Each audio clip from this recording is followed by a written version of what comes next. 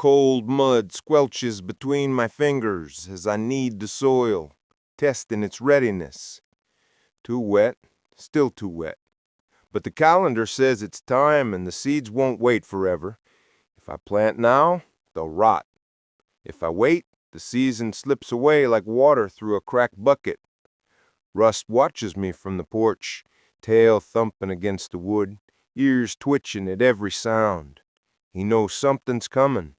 We both do. Tools are lined up along the barn wall. Hoe, rake, broad fork, shovel, all sharpened, oiled and ready. Took me all winter to scavenge, repair, and hone 'em into something useful. The broad fork's tines gleam in the weak morning light. No rust, no bend. It'll turn the soil without churning it like a plow would. That's the theory anyway. Theory doesn't mean shit when the ground's this heavy, but it's all I got. Compost pile's finally breaking down right. No more sour stink, no more slimy clumps, just dark, crumbly earth that smells like life instead of death. Took 3 tries to get the mix right. Too much kitchen scrap the first time, too much straw the second time. Third time's the charm, or so they say. But who the hell are they? Not out here, not now. The manure helped. Horse shit from Jenkins' place. Aged just enough to lose the burn. Mixed it in last fall, let it sit. Should have done more. Always should have done more. Cover crops, clover and vetch. Supposed to fix the nitrogen, hold the soil, choke out the weeds. But the vetch didn't sprout in the north field. Just patchy, sad little shoots that the voles chewed to stubs. Clover's doing better, but it's thin. Not thick enough to make a difference. Maybe I seeded too late. Maybe the seed was old. Maybe the soil's just tired. Can't blame it. I'm tired too. Crop rotation. Gotta plant it now, before the first seed goes in. Can't just throw everything in the ground and hope.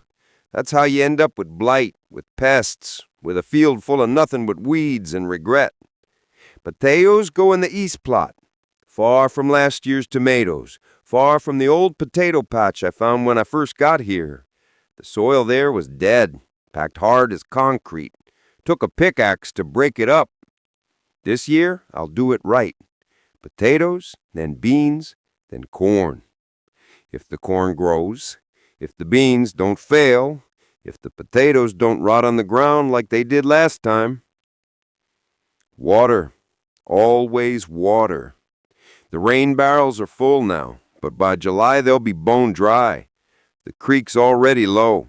If the summer's hot, it'll disappear entirely.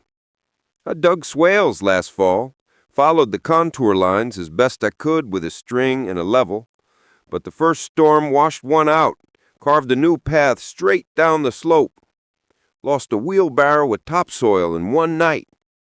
This year, I'll line them with rocks or straw or whatever I can find, and I'll dig deeper. Deeper means more water, means less runoff, means less of my land ending up in the gully. Drip irrigation's a joke. The hoses I scavenged brittle. The emitters clog every other day. But I got the barrels and I got the buckets. And I got time. For now. If the well doesn't run dry, if the pump holds, if the creek doesn't vanish. Seeds. That's the real gangle. The ones I saved from last year. How many are still good?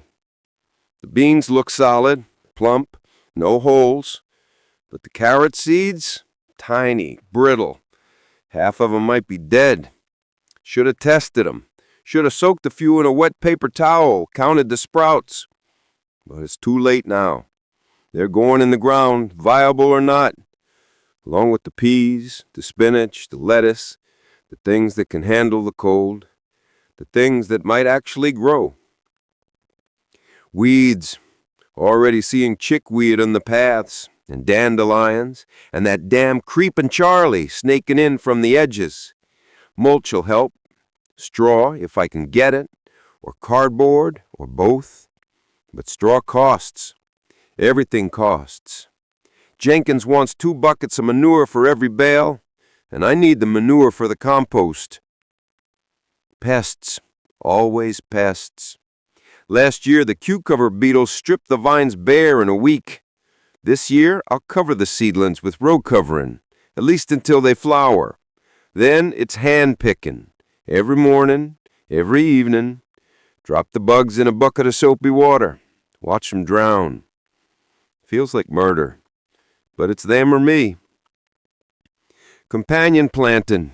Marigolds with the tomatoes, basil with the peppers, nasturtiums with the squash. Supposed to confuse the pests, supposed to improve the flavor, supposed to do a lot of things. But last year the marigolds didn't stop the hornworms. Nothing stops the hornworms.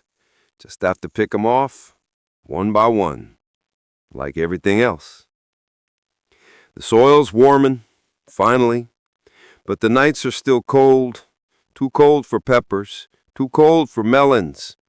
But if I start 'em inside under the grow lights, I might get a jump on the season. Might. If the seeds sprout, if the seedlings don't damp off, if the cats don't knock over the trays again.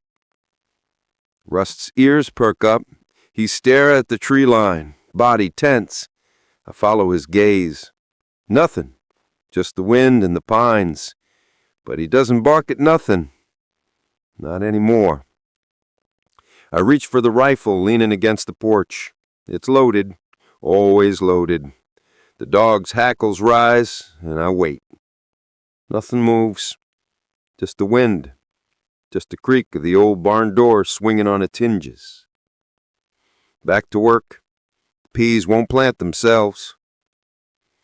The seed packets are spread out on the table.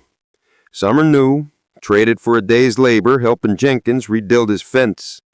Some are old, saved from last year's harvest. Some are gifts.